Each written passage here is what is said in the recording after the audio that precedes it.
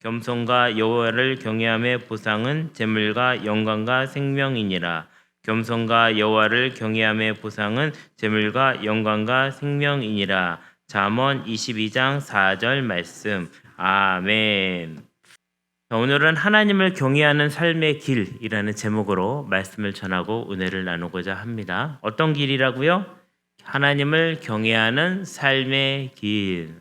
옛날에는 어느 한순간을 딱 잘라가지고 그 사람이 그 순간에 이런 사람이냐 저런 사람이냐 보는 게 중요했지만 요즘엔 그렇게 보는 게 아니라 그 사람의 일생을 보는 거예요. 시작부터 지금까지를 보면 그 사람이 어떤 사람인지를 알게 되고, 또 중요한 거는 그 사람이 죽은 이후에 자녀들이 어떻게 되느냐가 참 중요한 일입니다.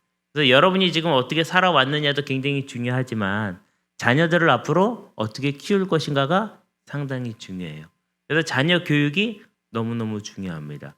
근데 자녀가 아무리 성공을 했어도 하나님을 안 믿으면 안 돼요. 좀 지금은 시원찮은 것 같아도 시원찮다 보니까 좀 이상하네. 그래도 하나님 믿으면 잘 될 겁니다. 네. 근데 하나님 믿는데 그냥 옆구리로 믿으면 안 되고 똑바로 믿어야 돼요. 뭐 하나 달아놓은 것처럼 이렇게 믿어서는 안 되고 똑바로 믿어야 돼요. 그 똑바로가 내가 생각하는 똑바로가 아니에요. 하나님이 보실 때 똑바로 믿어야 되는 것이에요. 그러니까 여러분의 삶도 누구를 통해서 증명이 되는 것입니까? 자녀들을 통해서 증명이 되는 거예요. 또 누굴 통해서 증명이 되는 것입니까? 손자, 손녀를 통해서 증명이 되는 거예요. 여러분 그러한 삶을 살아가게 되시기를 주님의 이름으로 축원합니다. 네, 이런 얘기하면 보통 또 약간 또 침울해져요. 뭐가 걸리는 게 있거든요, 다들. 근데 그 걸리는 게 있다고 해서 걸리는 데서 멈추면 안 됩니다. 뭘 해야 돼요? 기도를 해야죠. 구체적인 기도를 해야죠. 기도를 하다 보면 이걸 해야 되는지 저걸 해야 되는지 잘 모르잖아요. 그래서 자기만의 기도 노트가 있으셔야 됩니다.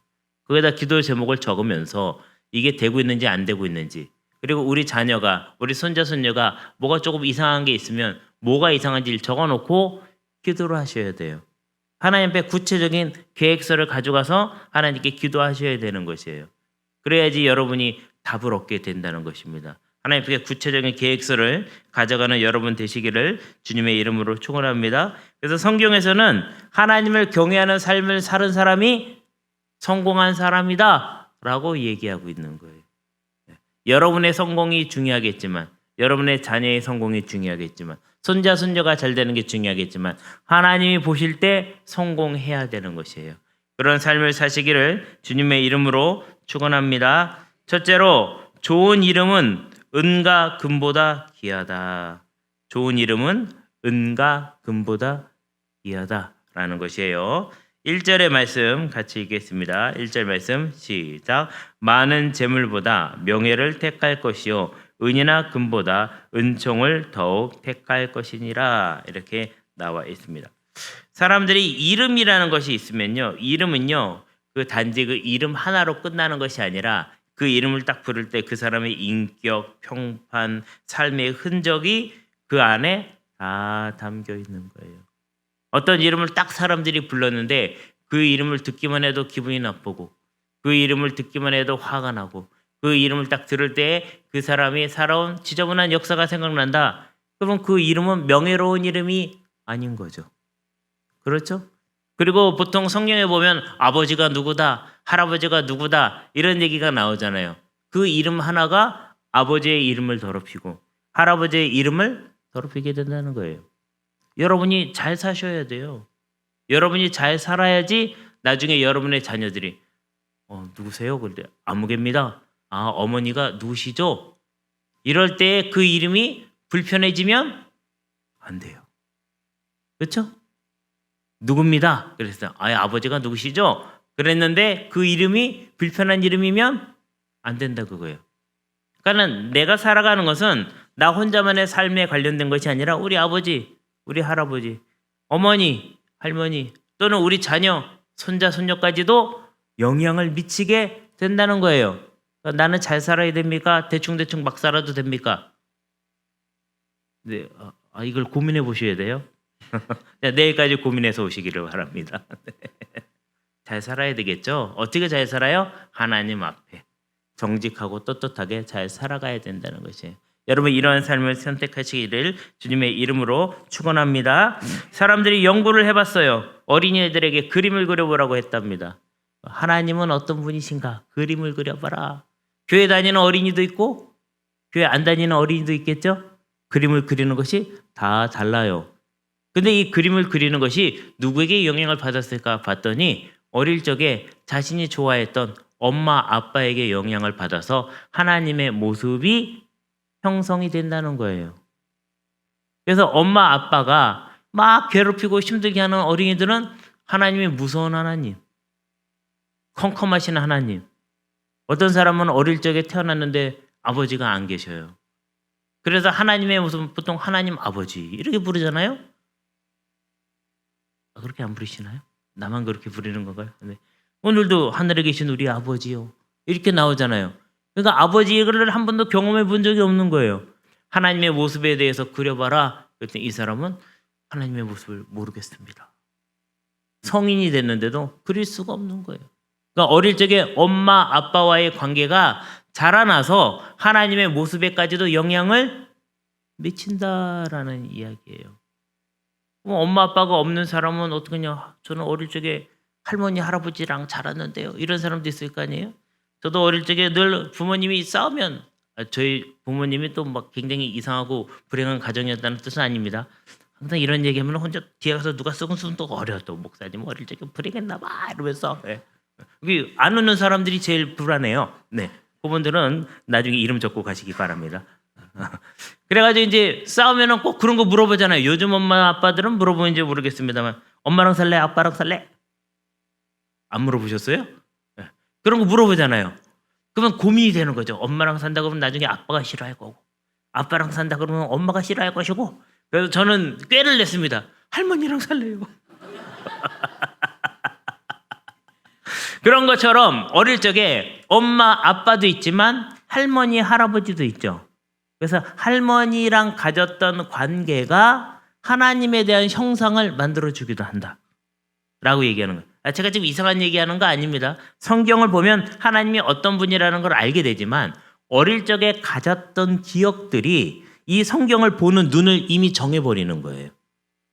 그래서 이게 굉장히 고민이 되는 거예요. 그래서 어릴 적에 할머니 할아버지가 손자 손녀들에게 친절하게 해주고 뭘 좀 실수해도 잘 봐주고 그 다음에 잘할 수 있다고 격려해 주는 것이 하나님에 대한 관계를 만들어줄 수 있다라는 것입니다.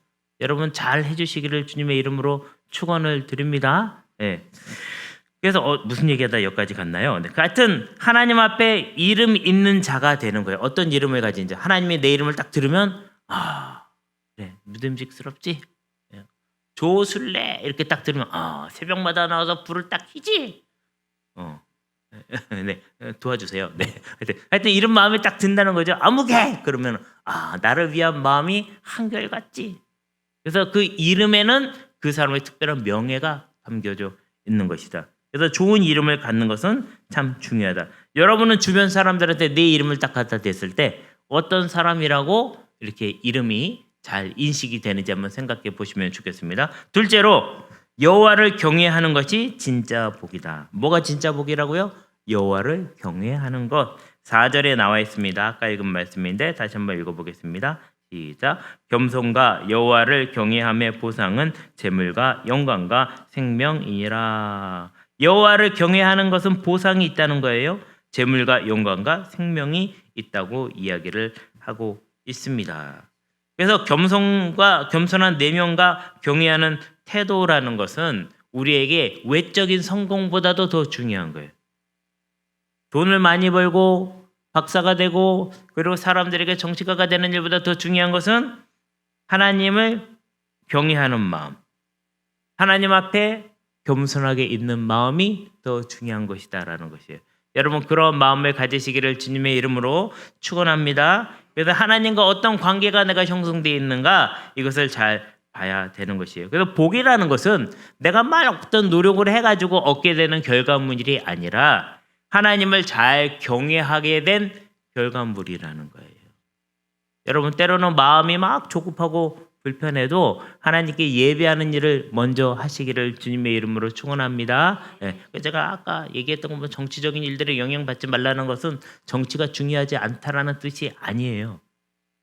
근데 중요한데 뭐냐면 그 일 때문에 나의 신앙까지 흔들린다 그러면 안 된다는 거예요. 외부의 어떤 환경이 바뀌어도 교회 오는 일은 계속 오시기를 바랍니다. 네, 기도하는 일도 계속 하시고 예배하는 일도 계속 하시기를 바랍니다. 네, 애가 대학을 가면은 교회 나오고 안 가면 안 나오고 이러면 안 되는 거예요. 그렇죠? 예.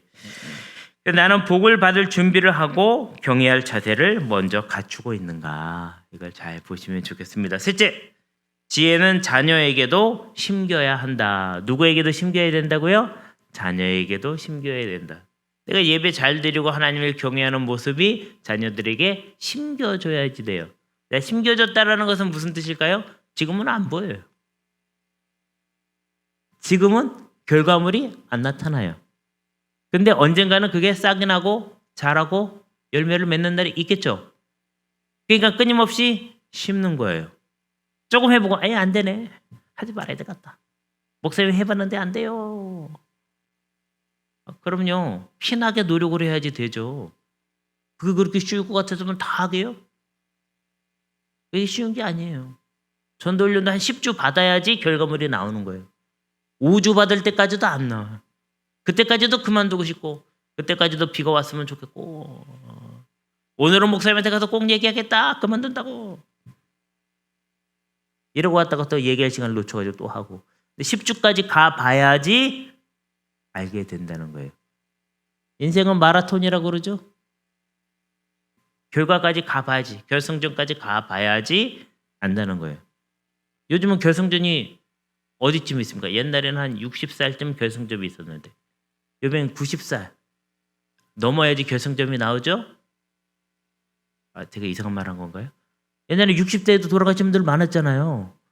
예전에 저희 어머니가 늘 저 어릴 적에 나는 60살까지만 살 거다. 네, 벌써 70이 넘으셨는데. 네. 어르신들 만나면 대부분 하는 말이 그거예요. 내가 이렇게 오래 살 계획이 없었다. 그게 무슨 얘기냐면 우리의 인생이 끝나는 시간이 점점 뒤로 미뤄지는 거죠. 잘못했다가 100세 넘을 때까지 사시게 돼요. 이렇게. 예. 보험도 120세까지 나오잖아요. 120살까지 살 거라고 예상을 하는 거예요. 예. 보험이 제일 빠르거든요. 건강정보는. 120살까지 나왔으니까 120살까지 살 가능성이 있다는 거예요. 과학적으로. 예. 성경에도 보면 120살까지 살잖아요. 그렇죠? 예. 그래서 이제 그 자녀들의 그걸 가르쳐야 되는데 6절의 말씀 같이 읽겠습니다. 6절 시작. 마땅히 행할 길을 아이에게 가르치라. 그리하면 늙어도 그것을 떠나지 아니하리라. 단순히 지식을 전달하는 게 아니고요. 자녀들이 그것을 몸에 배이는 습관으로 가질 수 있도록 만들어 주셔야 되는 겁니다. 그래서 만약에 뭐 온감세가 있다든지 다니엘 특세를 한다든지 마가다락방 특세를 하면 자녀들을 자더라도 얻고 나와서 여기서 저 장의자 있잖아요. 거기다 눕혀 놓으세요. 그럼 아이들이 훈련이 되는 거예요. 내가 자더라도 나가서 거기서 자면 되겠구나. 나오는 훈련이 되는 거예요. 나오는 훈련만 해도 잘했다. 훌륭하다라는 생각이 드는 거죠. 여러분도 마찬가지예요. 직장에서 막 일하다가 교회 오는데 막 10분 늦을 것 같아요. 그냥 오세요. 괜찮아요. 안 오는 것보다는 10분 늦는 게 낫고 오다 보면 10분도 안 늦게 되고 나중에는 10분 빨리 오고 이렇게 되는 거예요. 그러니까 뭐냐면 모든 일을 단번에 끝내려고 하면 안 돼요. 네, 10번 찍어서 안 넘어가는 나무가 없다. 이렇게 말하잖아요. 그런 것처럼 뭐죠? 계속 순서를 가지고 기회를 가지고 나눠서라도 찍어서라도 가겠다라는 마음이 있으면 할 수 있게 된다라는 것입니다. 자, 웃으세요. 네. 그래서 신앙교육은 말이 아니라 삶으로 전해지는 것이에요. 내가 그러한 삶을 살면 우리 자녀도 배우게 되는 것이에요. 저는 저희 어머니한테 살림을 배운 적이 없습니다. 근데 결혼하니까 하게 되더라고요. 목사님 맨날 살림만 하나 보다. 그게 아니라 사람이 어머니가 아버지가 하는 모습을 보고 배워서 나도 그렇게 하게 되는 것이에요.